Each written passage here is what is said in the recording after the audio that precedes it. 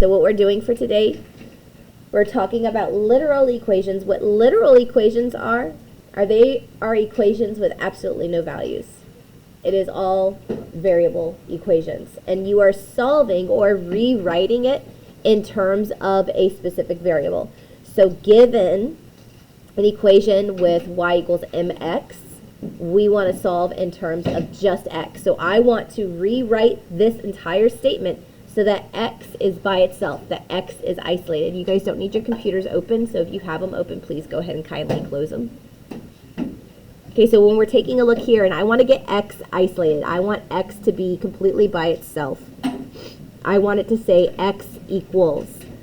So that means that the first thing I'm going to do is I'm going to rewrite this whole thing so that my x variable's on the other side.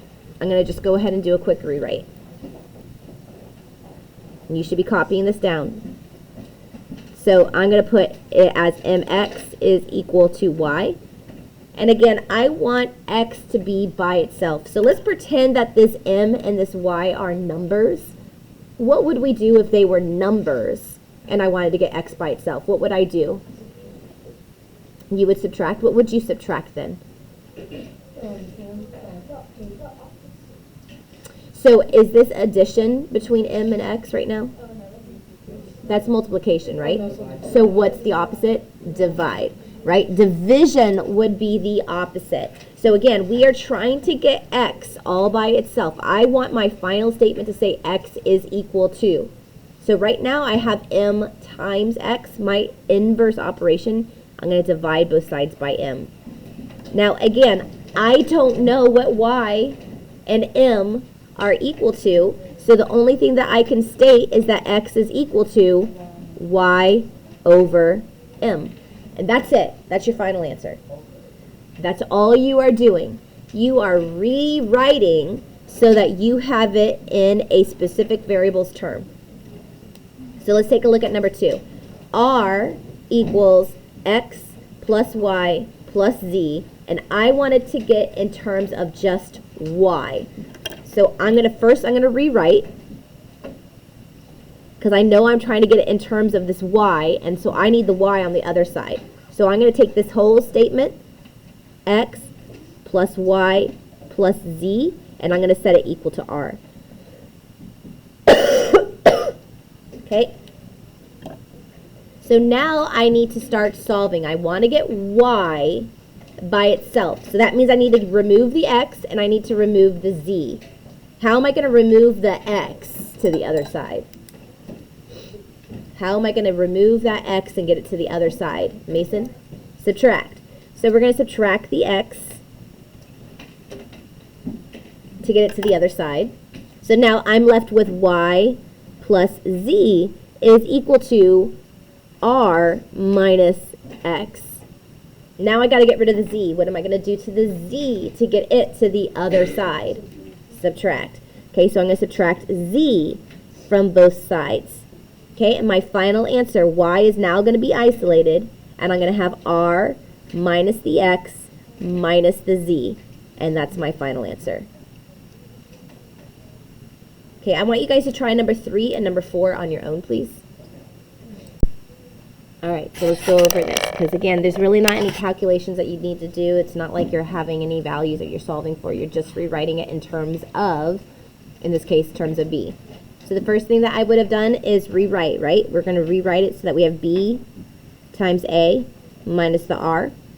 And then on the other side, it's going to say equals h. Okay?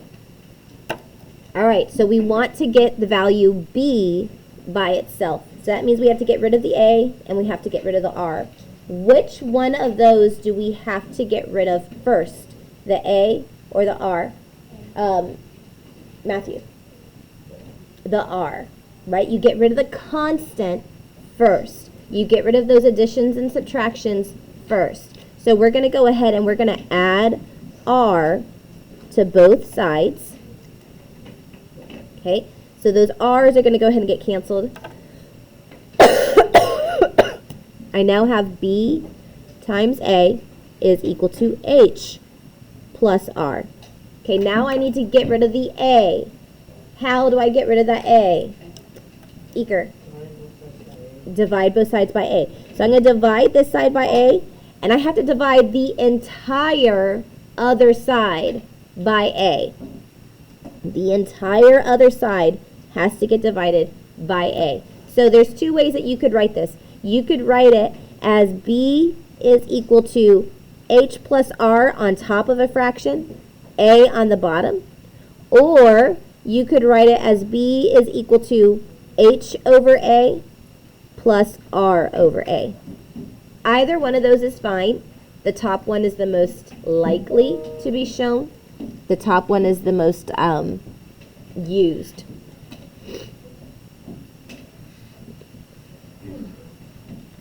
So I'll even put a star by this one. That's the one that's the most likely to show up. Okay? For problem 4, x is equal to p times k. We're solving in terms of k. So again, I'm going to write it so that p times k is on the left side and x is on the right side. I want to solve in terms of k. So that means I need to get rid of p. What am I going to do? Divide by p. Pretty simple stuff, okay? So that's going to give us k is equal to x over p. And then you're done. So literal equations, very simple. You're just solving for a specific variable by doing inverse operations with other variables to get that one variable isolated. All right, translating contextual word problems. So I am not going to focus on solving. We're just going to focus on writing out what the problem would be based off of the context. So here, for problem 1, it costs $12 to attend a golf clinic for a local pro. Buckets of golf balls for practice during the clinic cost $3 each. You can spend $30 for the entire clinic. So that's the most money you've got. You can spend $30 for that entire clinic. So we're going to write an equation that represents how many buckets of golf balls, B, so they're telling you the variable already, that you can purchase. Okay? So here's several things that they're telling you. First of all, they're telling you that it costs $12 to attend. How many times are you paying that $12? Once, right? You only attend once. This is a one-time fee or a one-time cost, which means this is your constant. Your constant occurs one time, right? You're either adding it once or you're subtracting it once. There's no multiplication involved with it. It happens one time. Okay, now it says the buckets of golf balls are going to cost $3 each. That key word each indicates to you that you're dealing with a variable and a coefficient. Okay, this bucket is going to cost $3 each. So you can buy multiple buckets that you want. This is going to be your coefficient. And of course, we already know our variable, right? The golf balls B, that's our variable. And coefficients belong with our variables. Now, we also have a value that it's set equal to. The amount of money that we are allowed to spend, that is what it's set equal to. You can spend $30. That's all you're allowed to spend. So this is our equals. So when we set this up, we can do $3 for every bucket that we purchase. Plus, we have to pay $12 just to get in. Oops, I wanted to do that in blue. And that's going to be set equal to the $30 that we're allowed to spend.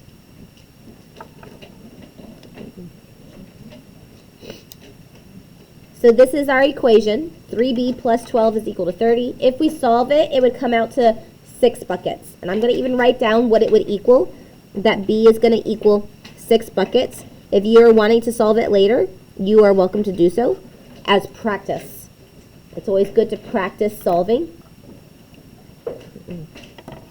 But for right now, for the sake of time, we're just going to go through as quickly as we can.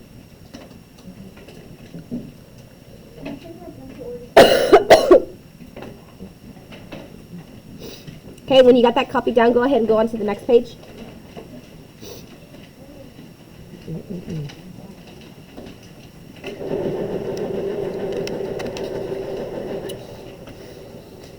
Okay, for problem number 2. Jessica wants to save money so she can buy tickets to a concert. Oops, here we go. The tickets cost $405, and she is able to save $45 each week as a dog walker. So we're going to write an equation that represents how many weeks, W, it will take for her to save up enough money. So has she saved any money yet? No. But we do know that she is going to need $405.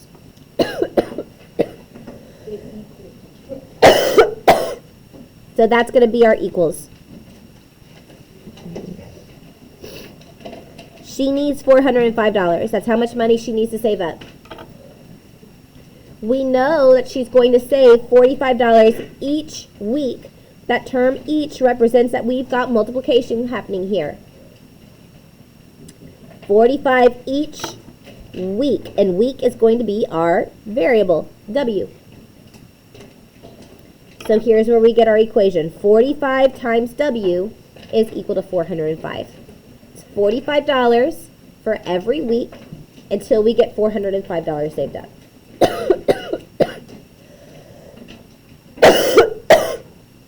Okay, if you were wanting to solve it out, you would find that it's going to be 9 weeks. Again, you can solve it later for practice. All right, problem number 3. Polio is going to have $145 in his savings account. That's how much he's got currently. He earns $36 a week from mowing lawns. If he saves all of his earnings, how many weeks is it going to take for him to have $433 saved? Okay. First thing I want to figure out is what am I setting my equation equal to?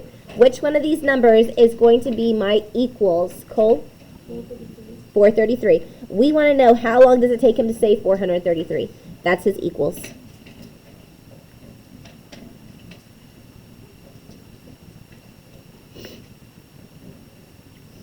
Okay, do I have a coefficient here? Do I have a coefficient? Yes. Which value is my coefficient, guys? 36, right? He saves 36 a week. That's the same thing as saying 36 per week, or 36 each week, or 36 every week. Okay, this right here, 36 a week, that's our coefficient. So I know I'm going to have 36W. What is that 145 then? That's the constant, right? He started off with that amount. So he starts off with $145. That's your constant. You're starting with that amount. So on top of that 145, you're then going to add $36 every single week.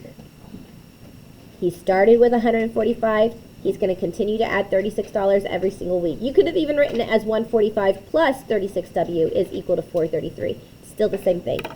Once you are done solving it, you would find out that it's 8 weeks. Okay, I want you to do questions 4, 5, and 6 on your own. You're not solving. There's no calculations. You're just writing the equation from the context.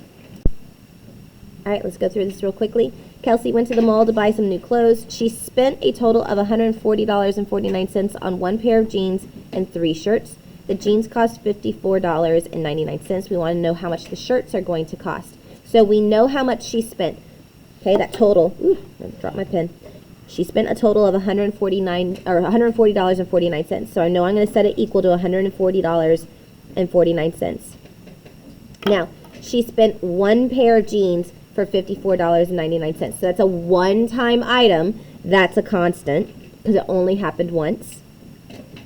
So $54.99 is what she's added with her costs.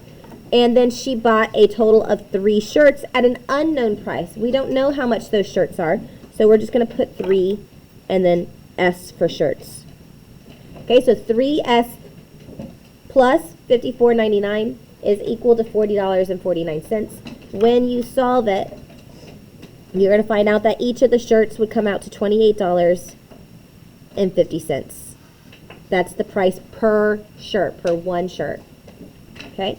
For problem number 5, Juan's cell phone company charges $35 a month for phone service plus 50 cents for each text message. We want to know how many text messages can he send in a month if his bill is $52. So his bill is what it's equal to. Okay, we know that they're going to start with a charge for $35 for the month. That's just a one-time fee for the month. Plus, he's then going to charge 50 cents for every single text message. So that's 0.50 for every message. You could have put T. I put M just because I try to avoid anything that looks like a plus sign. Okay, when I work this out, I would find out that he was able to send 34 text messages.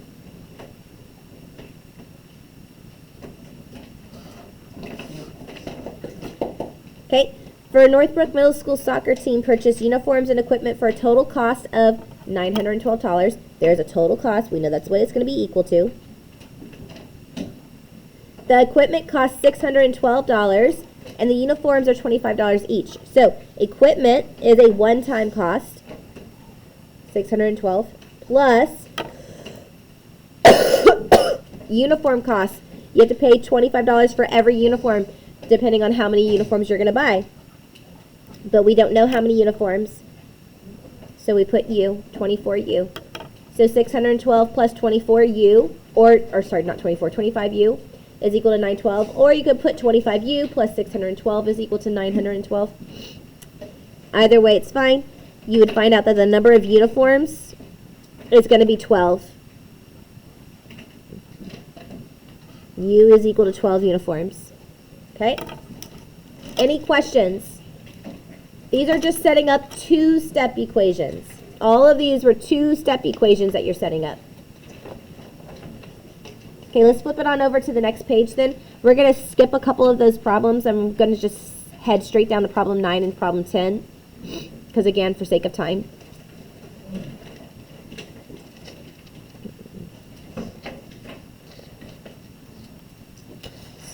Go on over to the back, or next page. Go to problems 9 and 10. For problem 9 and 10, we're talking about length of a rectangle in comparison to the width of the rectangle, and we're identifying the perimeter. Okay, so they're telling us what the perimeter is equal to. The perimeter is equal to 82.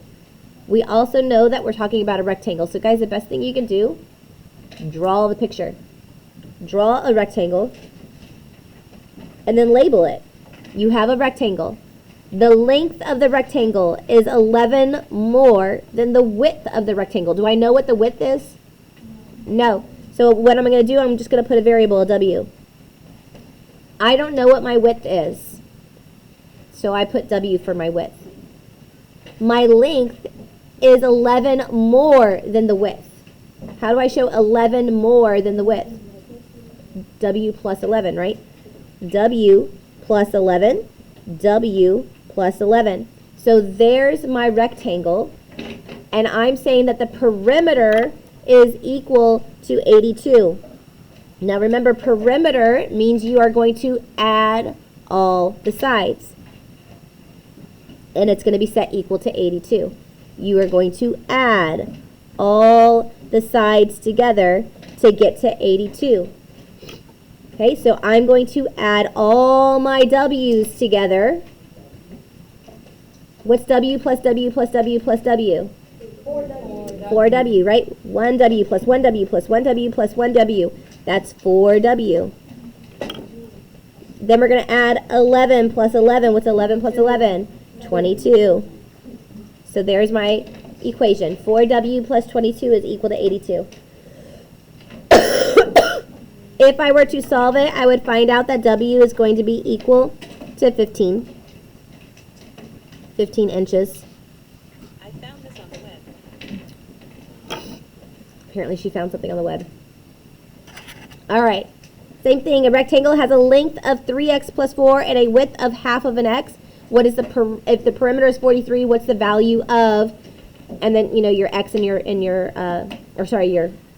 length and your width, whatever it might be. So again, in a situation like this, you would draw it. Draw a picture. We have a length of 3x plus 4. So this is 3x plus 4 on the bottom. It also means that 3x plus 4 is on the top. Your width is half of an x. So you have half of an x on the left side, half of an x on the right side. And then your perimeter is 43. So we know the whole thing is going to be set equal to 43. Okay, perimeter means to add all the sides. So let's add all of our x's first. We have half of an x plus 3x plus half an x plus 3x. What is that? 7x. 7x. 7x. Then we have a positive 4 plus a positive 4, positive 8. There's your equation. 7x plus 8 is equal to 43, and then you could solve for your x. Now, if I were to solve for x, I would find out that x is equal to 5. Now, what if the question asked me, what is the value of my length? If the question's asking me for the value of my length, what do you think I need to do with that value of x? Sophia? Huh?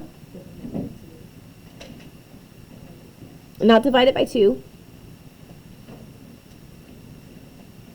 If I'm asking for the length was 3x plus 4. If I know x, can't I substitute it in?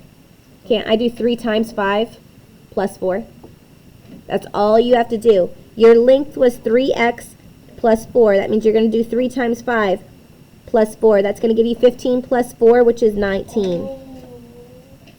If I asked you to do the same thing and I said, hey, do it for the width.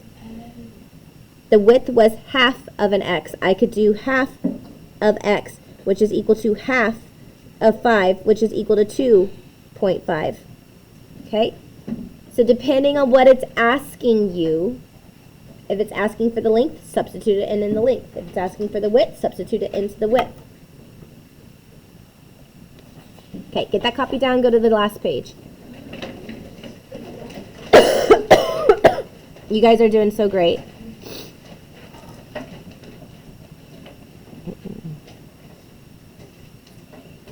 Okay, on the last page, it's going to be about variables on both sides. So it's not just setting up a two-step equation where you have one side equal to a value, but this time you have one side is equal to another side where they both have variable terms. It's typically situations when they're wanting to know when is one store going to be the same cost as another store, or at what point will both people have the same amount of pages read, or it's basically saying comparing two different stores or people or items, and at what point are they going to be the same. That's when you've got variables on both sides. Okay, so Pedro opened his account with $710 and withdrew $35 per week.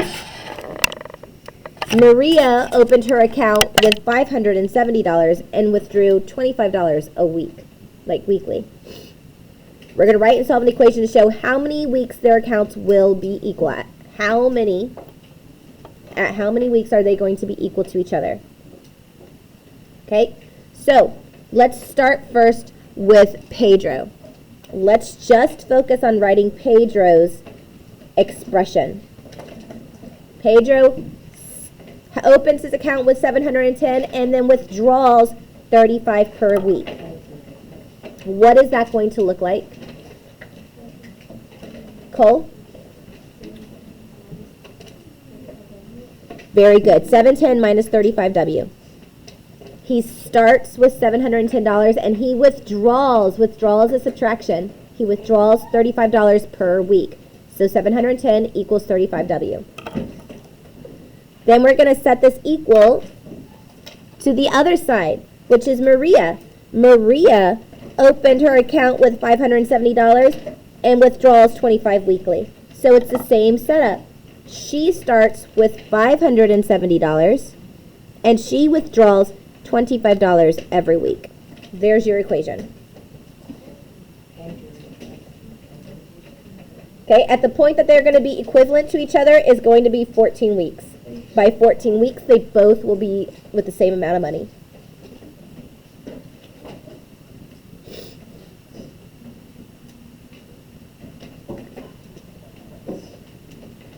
All right. Number 2, the Magic Carpet charges $90 for installation and $9 per square yard of carpeting. Carpeteria's installation is $50, but they charge $13 for each square yard. So we're going to write and solve an equation that shows the number of square yards of carpeting that the cost, including their installation, is going to become the same for both stores. So again, you're identifying your expressions of both stores. So here is the magic carpet. Here is Carpeteria's. We want to know at what point are they equal. Okay, so let's start with Magic Carpet. Magic Carpet charges $90 for installation and then $9 per square yard of carpeting. What is that going to look like? $90 for installation and $9 per square yard of carpeting. Caleb. 90 plus 9s. Very good. 90 plus 9. You could do S, you could do Y, you could do C. It doesn't matter. I'm going to go ahead and do just C. My S's look too much like 5s. So I'm just going to try to keep it simple. 90 plus 9C. Okay. What's Carpeteria's going to look like then? Carpeteria's installation is $50 and they charge $13 for square yard. Eker. 50 plus 13c. Very good. 50 plus 13C. Okay. And then you would solve. Go ahead, do 3, 4, and 5 on your own. Just write what the equations would be. I'm not asking you guys to solve right now. Okay, let's go over this real quickly. For number 3, Prestige Cars Rentals charges $44 a day plus 6 cents per mile to rent a mid-sized vehicle. Gateway Audio charges $35 per day plus 9 cents per mile to rent out that exact same vehicle. So we want to know at what point, how many miles are they going to be the same? At what point of mileage are they going to be the same? So you should have $44 plus 6 cents is 0.06 M. If you put 6 M, you got it wrong. 6 is not the same thing as 6 cents. 6 cents. Be very careful. What if you put 9C thing? That C thing. Nope, you got to put cents. You got to put it in actual value. All right, 35 plus 0.09 and then miles. Okay, make sure you have them written correctly. All right, number 4. Nilda has $250 in her savings account. She plans to save $35 per week from her salary. Okay, so there's one person. Then we've got Iona, I think. Iona has only $200 in her account, but she saves $20 every week from her paycheck. We want to know at what point are they going to have the same amount of money saved. So Nilda's got $250, plus she's going to save $15 every single week. Iona has $200, but she's going to save $20 every single week. Okay. And then our last one. Salesperson in a stereo store is giving a choice of 2 different compensation plans. One plan offers a weekly salary of $250 plus commission of $25 for every stereo that they are going to sell. So we've got $250 plus the $25 for every stereo. The other plan has no salary, but they offer to pay $50 for every single stereo. So we want to know at what point are they going to be the same. So we've got week 1, or plan 1, pays $250 plus $25 for every stereo. So I'm going to have to put an S. The other plan does not have a weekly salary. So it just has commission, 50S. And that would be your equation. Okay? Any questions? All right. So in Google Classroom, you have 2 IXLs. One IXL is literal equations. The other IXL is translating word problems into from context. Pardon?